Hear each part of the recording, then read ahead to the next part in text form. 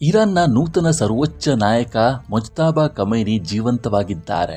ಆದರೆ ಅವರು ಅಧಿಕಾರ ನಡೆಸುತ್ತಿರುವ ರೀತಿ ಮತ್ತು ಅವರ ಪ್ರಸ್ತುತ ಆರೋಗ್ಯ ಸ್ಥಿತಿ ಅಕ್ಷರಶಃ ಬೆಚ್ಚಿ ಬೀಳಿಸುವಂತಿದೆ ಅಂತ ಹೇಳಲಾಗ್ತಿದೆ.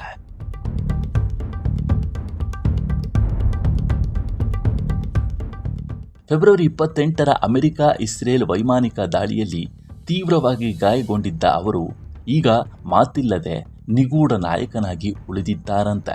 ದಿ ನ್ಯೂಯಾರ್ಕ್ ಟೈಮ್ಸ್ ವರದಿ ಪ್ರಕಾರ ಮುಜ್ತಬಾ ಖಮೈನಿ ಸದ್ಯ ವೈದ್ಯಕೀಯ ಸಿಬ್ಬಂದಿಯ ಕಣ್ಗಾವಲಿನಲ್ಲಿದ್ದಾರಂತೆ.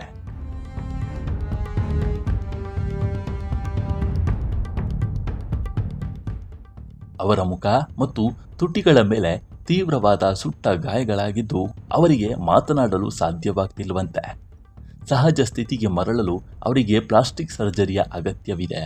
ಅವರ ಒಂದು ಕಾಲಿಗೆ ಈಗಾಗಲೇ 3 ಶಸ್ತ್ರಚಿಕಿತ್ಸೆಗಳಾಗಿದ್ದು ಅವರು ಈಗ ಕೃತಕ ಅಂಗದ ಜೋಡಣೆಗಾಗಿ ಕಾಯ್ತಿದ್ದಾರೆ. ಒಂದು ಕೈ ಕೂಡ ಶಸ್ತ್ರಚಿಕಿತ್ಸೆಗೆ ಒಳಗಾಗಿದ್ದು ಚೇತರಿಸಿಕೊಳ್ತಿದೆ. ಅತ್ಯಂತ ಆಶ್ಚರ್ಯಕರ ಸಂಗತಿ ಅಂದರೆ ಇಂದಿನ ಡಿಜಿಟಲ್ ಯುಗದಲ್ಲಿ ಮುಜ್ತಬಾ ಖಮೈನಿ ಅವರು ದೇಶದ ಆಡಳಿತ ನಡೆಸುತ್ತಿರುವುದು ಕೈ ಬರಹದ ಚೀಟಿಗಳ ಮೂಲಕ.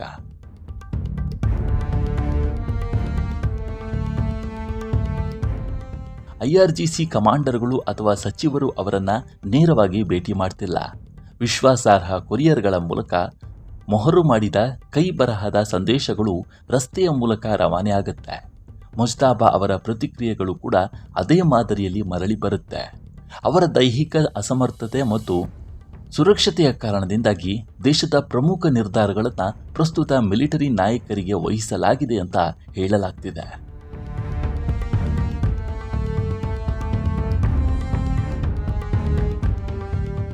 ಪ್ಲಾಸ್ಟಿಕ್ ಸರ್ಜರಿ ಮತ್ತು ಕೃತಕ ಅಂಗಗಳ ಜೋಡಣೆಯ ನಂತರ ಮುಜ್ತಬಾ ಸಾರ್ವಜನಿಕವಾಗಿ ಕಾಣಿಸಿಕೊಳ್ಳುತ್ತಾರಾ ಅಥವಾ ತೆರೆಯ ಮರೆಯಲ್ಲೇ ಮಿಲಿಟರಿ ಆಡಳಿತ ಮುಂದುವರಿಯುತ್ತಾ ಅನ್ನೋದು ಈಗ ಎದ್ದಿರುವ ದೊಡ್ಡ ಪ್ರಶ್ನೆ.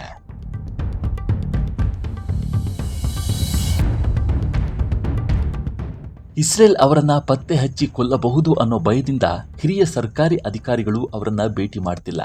ಅಧ್ಯಕ್ಷ ಮೌಸಾದ್ ಪೆಜಿಶಿಯಾನ್ ಮತ್ತು ವಿದೇಶಾಂಗ ಸಚಿವ ಅಬ್ಬಾಸ್ ಅರಗ್ಜಿ ದೇಶದ ಬಗ್ಗೆ ಸಾಕಷ್ಟು ನಿರ್ಧಾರಗಳನ್ನು ತೆಗೆದುಕೊಳ್ಳುತ್ತಿದ್ದಾರೆ. CNN ವರದಿಗಳ ಪ್ರಕಾರ ಮುಜ್ತಬಾ ಖಮೈನಿ ಸಕ್ರಿಯ ನಿರ್ಧಾರ ತೆಗೆದುಕೊಳ್ಳುವ ಪ್ರಕ್ರಿಯೆಯಿಂದ ದೂರ ಇರಬಹುದು. ಇರಾನ್ ನಾಯಕತ್ವದೊಳಗೆ ಬಿರುಕು ಮೂಡಿಸಿದೆ.